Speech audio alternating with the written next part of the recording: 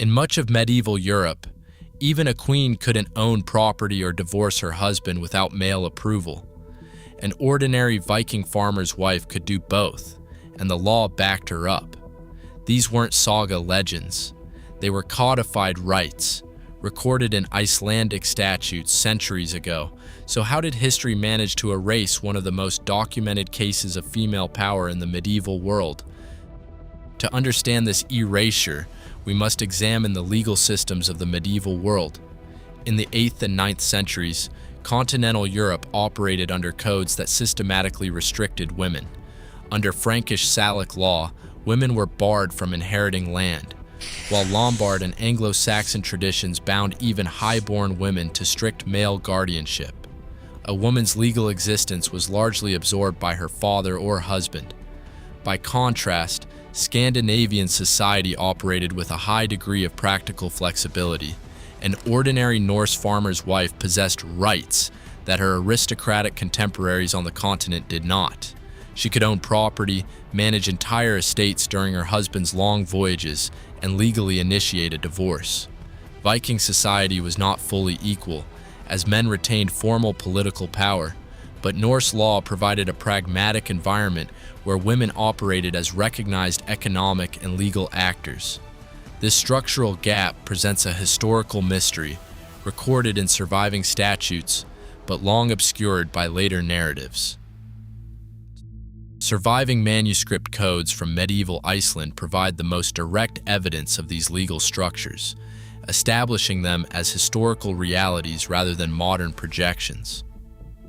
The primary authority is Grágás, a compilation of laws from the early 11th century preserved in the Konungsbók and Staðarhólsbók manuscripts. Unlike contemporary continental codes, Grágás required the mutual consent of both parties for a lawful marriage.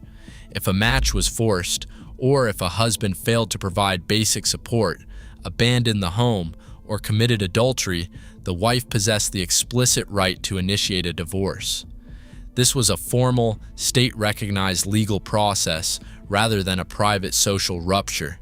To execute the divorce, a woman used a legal administrator, or lagmaður, to present her case before the law speaker.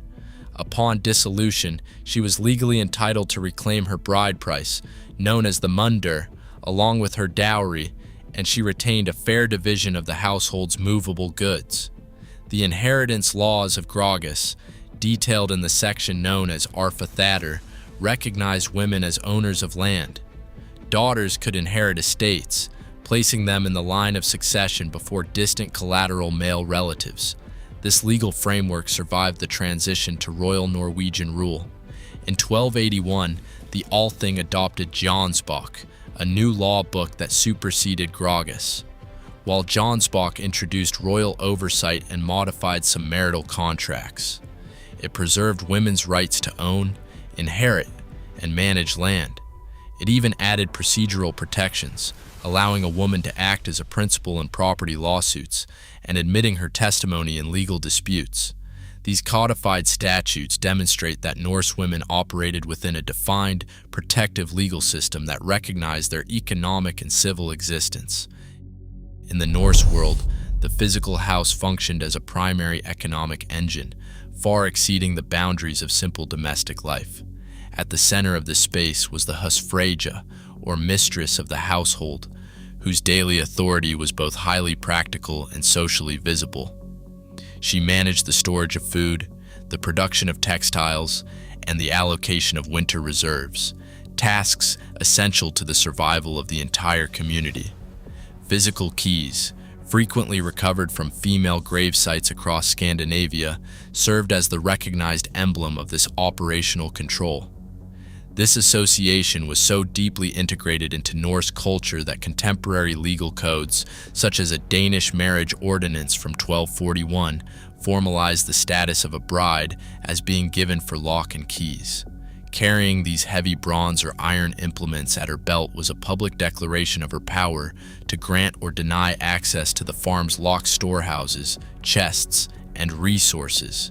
This domestic stewardship was not a decorative duty. It was a recognized administrative position that defined a woman's standing in the community, transforming her home into a recognized seat of economic governance. When Norse men left on seasonal voyages that lasted for months or even years, the survival of the estate fell entirely to the women left behind on the homestead. A Norse farm was not just a residence. It was an active production center requiring daily, strategic management of livestock, crop cycles, and agricultural labor. Women directed these complex, wide-ranging operations, ensuring the continuity of the estate and the preservation of its wealth under their sole authority. This administrative role extended far into the wider economy. Excavations across Scandinavia reveal textile production tools, such as loom weights and spindle whorls, in contexts consistently linked to female labor.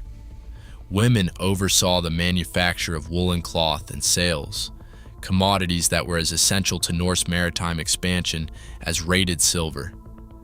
Evidence suggests some women participated directly in marketplace commerce, utilizing personal weighing scales to trade goods and measure silver. By controlling both the production of exports at home and their distribution in local trade, women functioned as active economic agents. This organized domestic labor sustained the entire Norse expansion, establishing the farmstead as a primary engine of wealth. In 834 AD, a massive ship burial was constructed at Oseberg, Norway, containing the remains of 2 women. They were interred with extraordinary wealth, including decorated sledges, horses, and luxury goods, indicating elite status on an exceptional scale. This physical evidence is matched by discoveries elsewhere in Scandinavia. At the trading center of Birka, Sweden, chamber grave BJ 581 was excavated containing a complete set of high-status weapons, horses, and gaming pieces. For over a century, researchers assumed the occupant was a male warrior. However, a 2017 archaeogenetic study analyzing genomic data from the skeleton proved the individual was biologically female.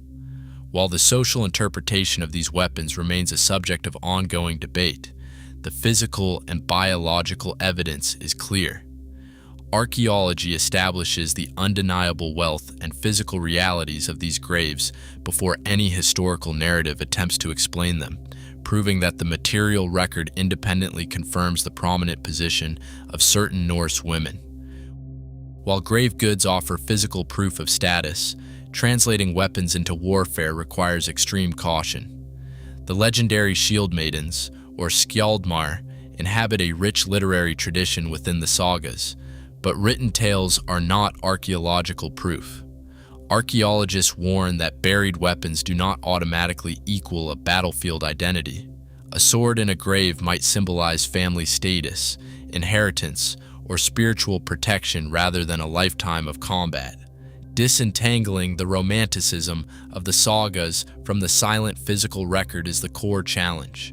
This distinction separates documented historical reality from the enduring allure of myth. The rewriting of this history began with the early medieval scribes who first committed the oral culture of the North to parchment. Christian chroniclers like Saxo Grammaticus and Adam of Bremen operated under strict church doctrines. Saxo cast Norse women either as quiet exemplars of Christian virtue or as dangerous temptresses, filtering out their practical economic and legal authority to fit a moralizing narrative. In the 19th century, Victorian historians and translators completed this erasure. Driven by romantic nationalism, these scholars sanitized the sagas to match their own era's rigid gender roles. They translated active female landholders as simple housewives and dismissed weapon graves as symbolic family heirlooms. Through selective translation and gendered assumptions in early museum catalogs, these institutions reshaped the historical record. Modern popular history inherited these filtered narratives, making a precise rereading of the primary legal and material evidence the only path to recovering the actual authority these women held.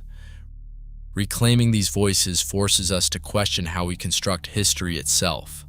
When we filter the past through modern biases, we erase the true scope of human agency. The narrative is finally shifting, but only if we choose to look closer. Share your thoughts in the comments below.